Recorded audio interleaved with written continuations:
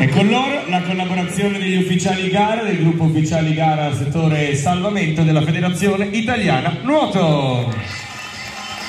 Il primo appuntamento di questo genere, il mondo master a livello internazionale è ben sviluppato, l'Italia invece ha grandi numeri per quello che riguarda l'attività degli agonisti e quest'anno si parte con i master. 10 società è il punto di partenza al quale costruire, penso, un futuro con numeri importanti. Grazie.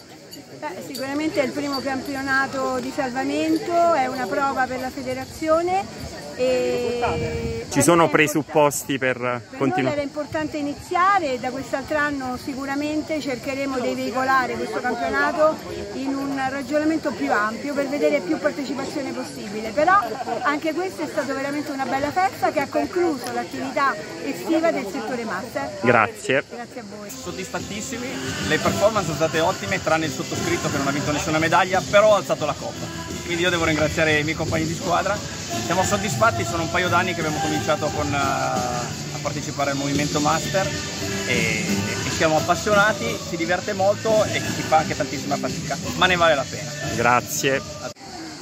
Massimiliano Curti della Maranello Nuoto è l'atleta più grande della manifestazione. Siamo soddisfatti di queste prestazioni? Assolutamente. E che impressioni hai di questa manifestazione? È una manifestazione che deve crescere, quindi l'importante è che si sia partiti.